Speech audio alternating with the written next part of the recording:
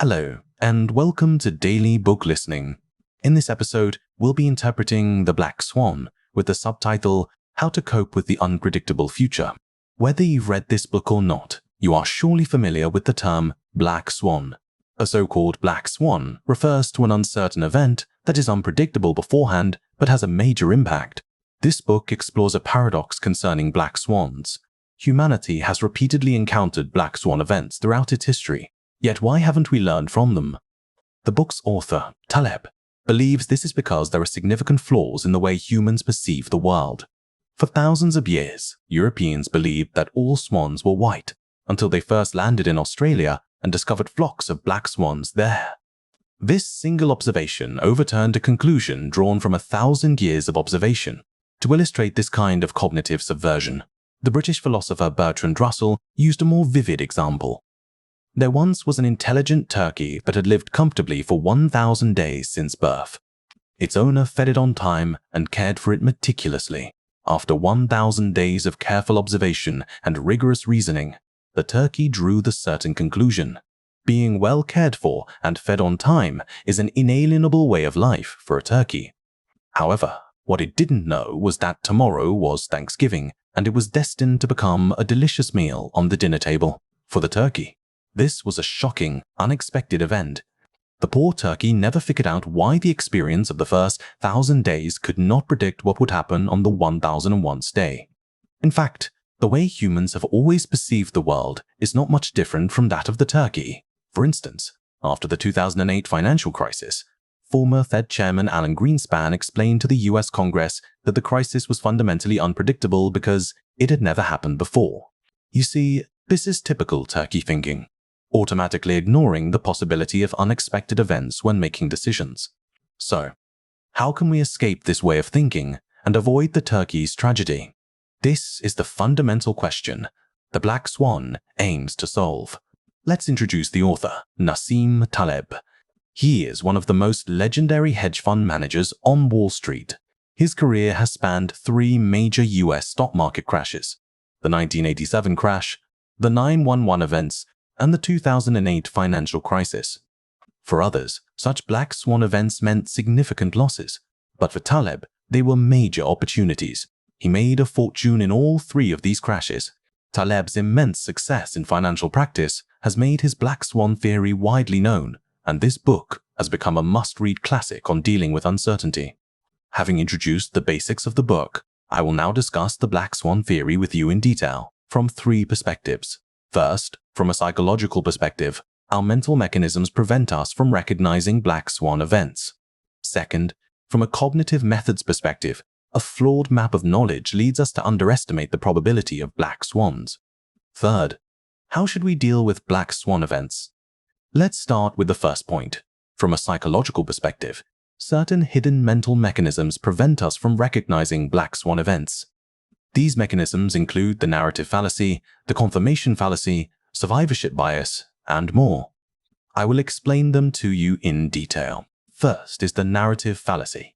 This refers to the human brain's tendency to forcibly impose a cause and effect relationship on a series of facts to understand and remember them.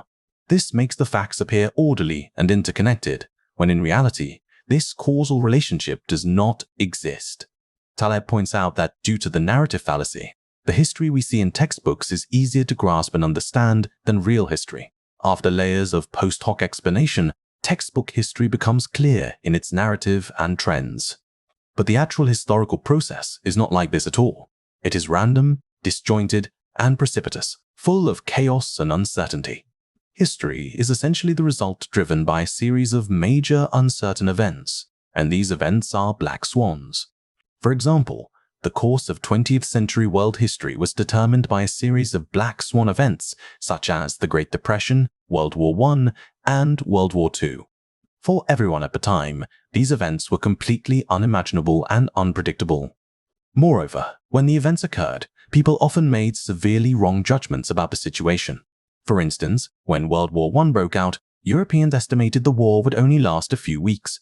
When World War II broke out, the French believed Hitler was only a temporary enemy, never imagining the war would last for so many years.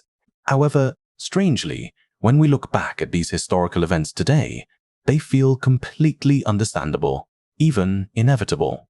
It's clear that after the events, countless experts and scholars provided logically tight and convincing explanations from various disciplinary perspectives.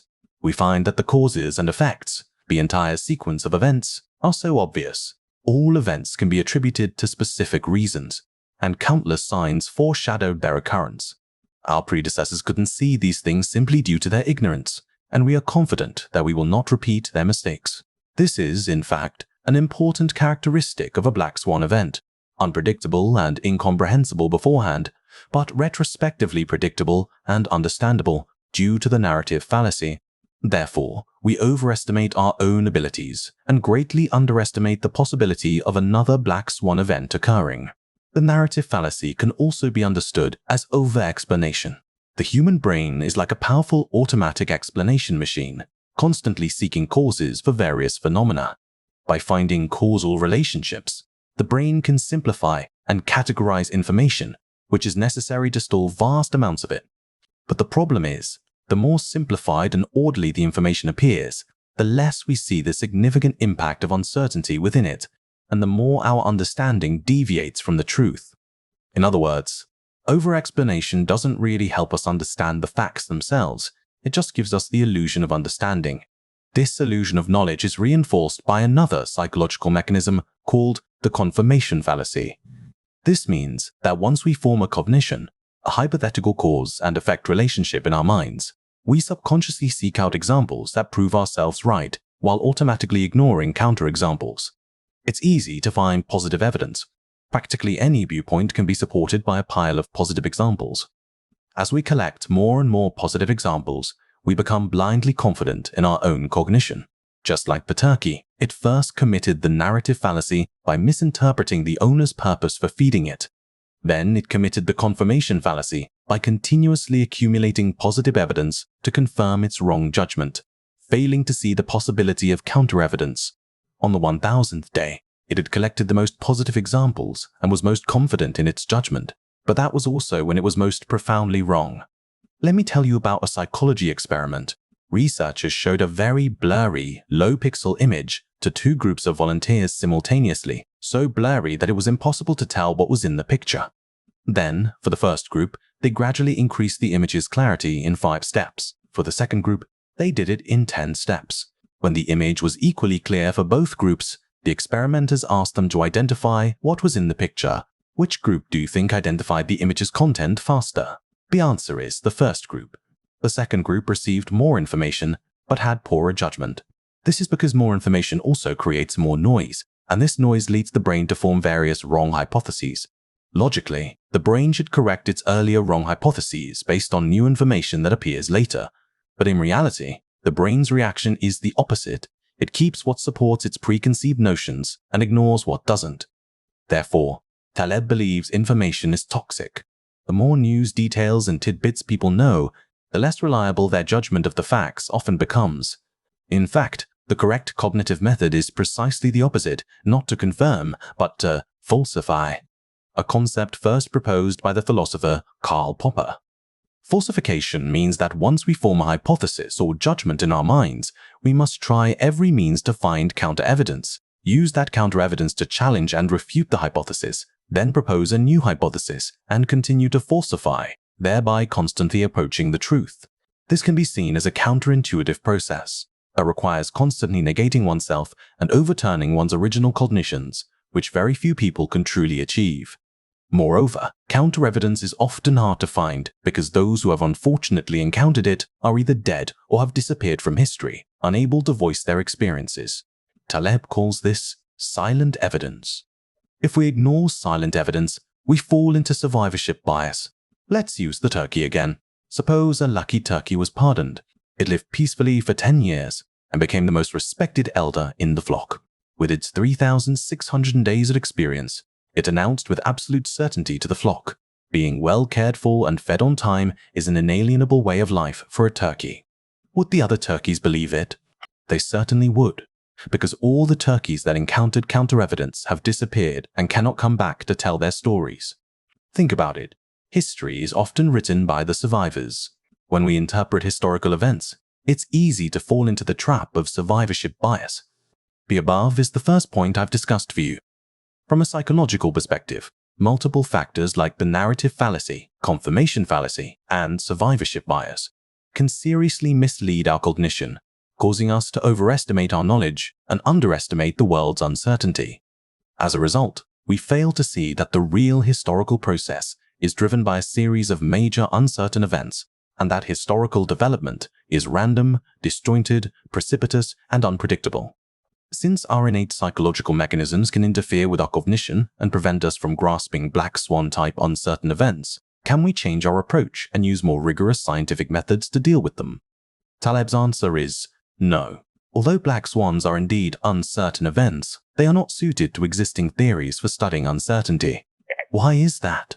This brings us to the second key point. Uncertainty is also called randomness. When you think of randomness, you might think of flipping a coin or rolling dice. But it's important to note that black swans and dice rolls represent two different types of randomness. They have a crucial difference. The probability of a dice roll is known, while the probability of a black swan is unknown. The most common mistake we make is to think that all the risks we face come from dice rolls, not from black swans. For example, if you were to open a casino, what do you think would be the main risks you'd face? You might think the biggest risks are super lucky gamblers winning a huge sum at once, or skilled cheaters using sleight of hand to win. In fact, casino owners think the same way. That's why casinos hire math experts to meticulously study gambling theory and design the games, spend hundreds of millions on state-of-the-art surveillance systems, and implement robust security measures to prevent cheating, disturbances, or vault theft. So, after all this, has the casino eliminated its main risks and made large losses impossible? Let's look at what actually happened. During a circus performance hosted by a casino, a tiger unexpectedly mauled its trainer, and the casino paid out $100 million in damages. Then, a financial employee at the casino failed to submit required documents to the tax authorities for several years, nearly causing the casino to lose its license. It paid an astronomical fine to resolve the matter. On another occasion, the casino owner's daughter was kidnapped, and to pay the massive ransom, the owner had to divert a large sum of money from the casino's vault. You see, the casino invested heavily to guard against known risks, but had no idea that its major losses would come from unknown risks. Taleb calls this mistake the ludic fallacy, which is misapplying the contexts for the two types of uncertainty, dice rolls and black swans. Imagine there are two rounds, one called Mediocristan and the other Extremistan. Mediocristan is governed by dice roll type uncertainty, while Extremistan is governed by black swans. Things like human height and weight belong to Mediocristan. Its uncertainty strictly follows a normal distribution. A normal distribution is a symmetrical curve that is high in the middle and low on the sides, like a bell. Hence, it's also called a bell curve. Its characteristic is that the further you deviate from the average, the less likely it is to occur. Extreme deviations far from the average will not happen. For example, if a person is 60 centimeters taller than the average height, roughly the height of Yao Ming, the probability is 1 in a billion, meaning about 7 such people could exist among the world's 7 billion. What if someone is 70 centimeters taller than the average? The probability drops dramatically to 1 in 780 trillion. The probability of being 80 centimeters taller is a minuscule 1 in 1.6 quadrillion. Therefore, the probability of a person reaching a height of several hundred or even 1,000 meters is so small that it can be considered zero. This means that no matter how tall one person is, their height is insignificant relative to the total height of many people. You can randomly measure the height of 1,000 people on Earth to get a rough idea of the average human height. The larger the sample size, the more stable the observation becomes, and the less important the single sample's variation is to the whole. This is the situation in Mediocristan. The situation in Extremistan is completely different. Human wealth, for instance, belongs to Extremistan. Can you get a rough idea of the average human wealth by randomly measuring the wealth of 1,000 people on Earth? Obviously not. The randomness in Extremistan does not follow a bell curve.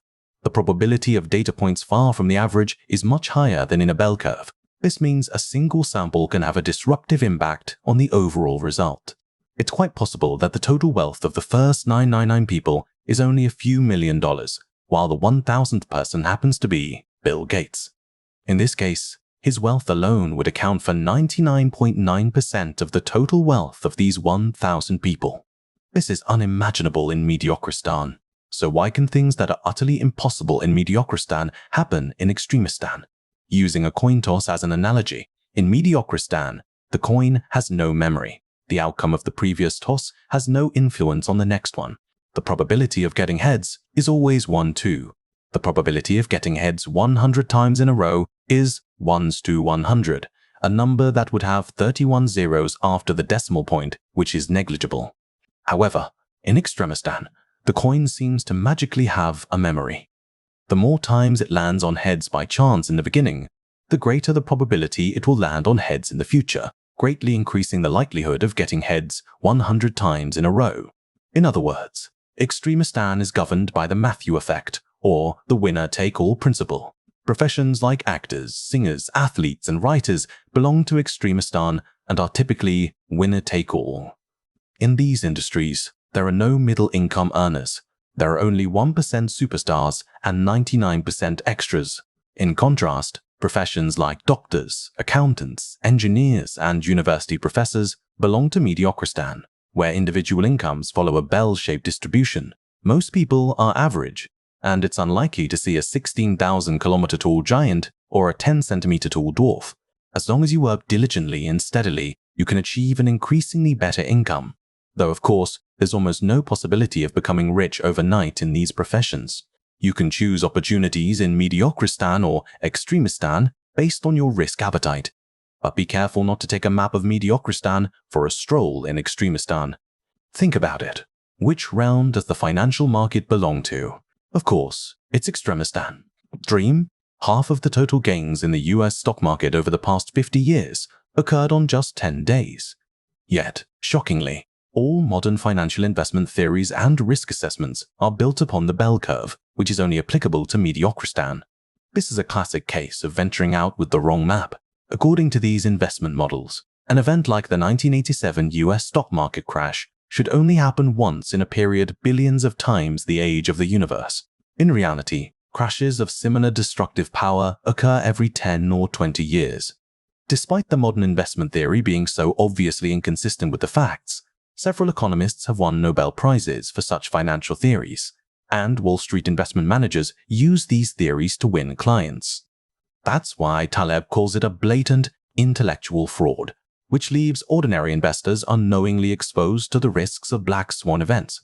The above is the second point I've discussed for you. From a cognitive methods perspective, a flawed map of knowledge leads us to underestimate the probability of black swans.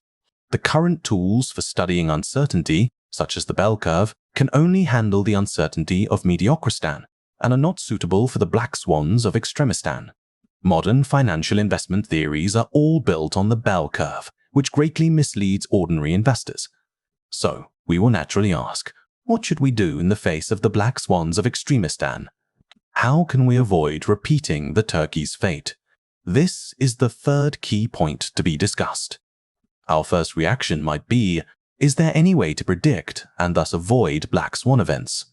Unfortunately, no. By definition, a black swan is an event that is unpredictable beforehand. If it could be predicted, it would not be a black swan. In a way, a black swan event is like death. We don't know when, where, or how it will happen. The only thing we can be sure of is that it will happen. One of Taleb's important pieces of advice regarding black swan events is, do not predict. Humans have a common cognitive arrogance, a mysterious confidence in their predictive abilities, and the more authoritative a person is in a certain field, the more confident they are in their predictions. In fact, there is evidence that experts' prediction skills are no better than those of ordinary people. Both are equally poor. Due to inherent human cognitive limitations, the future is fundamentally unpredictable. The British philosopher David Hume famously stated, "We cannot infer the future from the past, nor the unknown from the known." Forget about predicting social progress. Humans are currently unable to even predict the simple trajectories of three celestial bodies. This is the famous three-body problem. You cannot accurately deduce the motion of three celestial bodies under their mutual gravitational influence.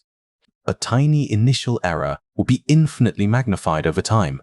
Liu Cixin's science fiction novel, The Three-Body Problem, is based on this very issue. It is obvious that the mutual influences among countless things in the real world are infinitely more complex than the three-body problem. Human predictions about the future are really no better than wild guesses. We must accept the reality. The future is unpredictable, and we cannot avoid black swan events.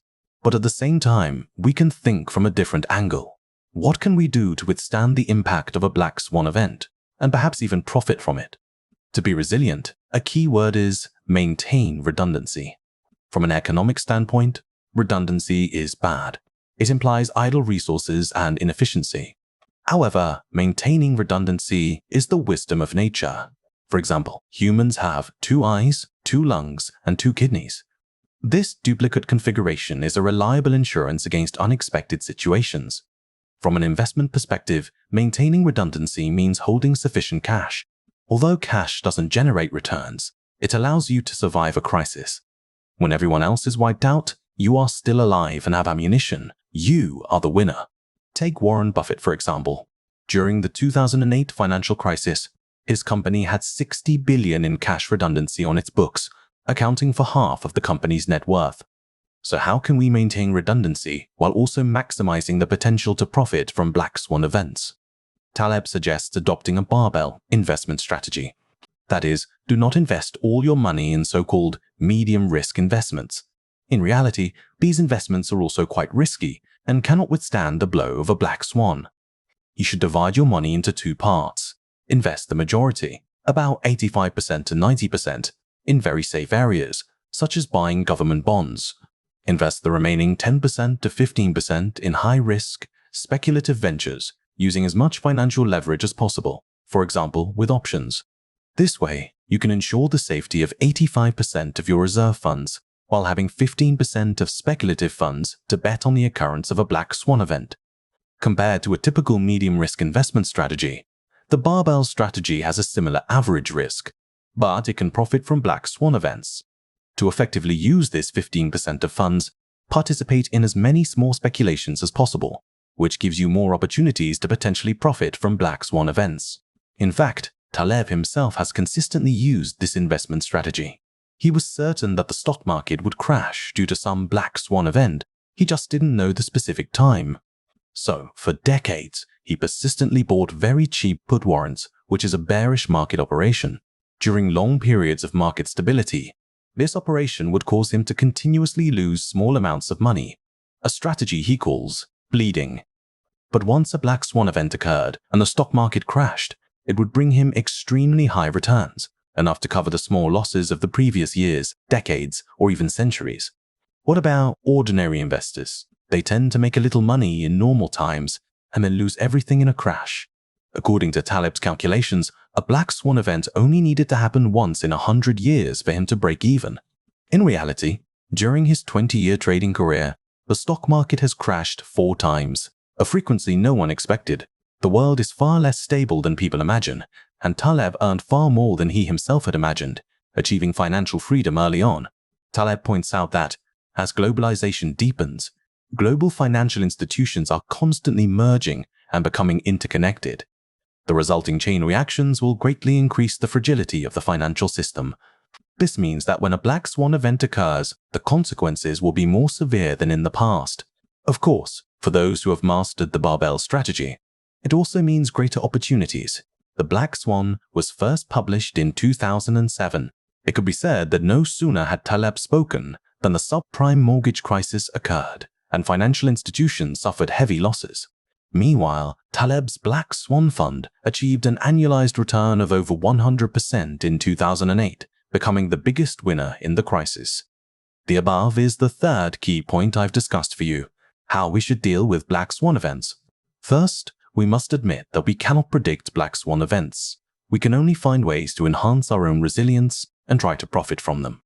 To do this, we must ensure sufficient cash redundancy and adopt a barbell investment strategy, ensuring the safety of the majority of our funds while using a small amount to bet on the occurrence of black swan events. That's the essence of this book. Now, let's briefly summarize the black swan theory we've shared. First, from a psychological perspective, Multiple factors like the narrative fallacy, confirmation fallacy, and survivorship bias can seriously mislead our cognition, causing us to overestimate our knowledge and underestimate the world's uncertainty. As a result, we fail to see that the real historical process is driven by a series of major uncertain events, and that historical development is random, disjointed, precipitous, and unpredictable. Second, from a cognitive methods perspective, a flawed map of knowledge leads us to underestimate the probability of black swans. The current tools for studying uncertainty, such as the bell curve, can only handle the uncertainty of mediocristan and are not suitable for the black swans of extremistan. Modern financial investment theories are all built on the bell curve, which greatly misleads ordinary investors. Third, how should we deal with black swan events? First, we must admit that we cannot predict black swan events. We can only find ways to enhance our own resilience and try to profit from them. To do this, we must ensure sufficient cash redundancy and adopt a barbell investment strategy, ensuring the safety of the majority of our funds while using a small amount of funds to bet on the occurrence of black swan events.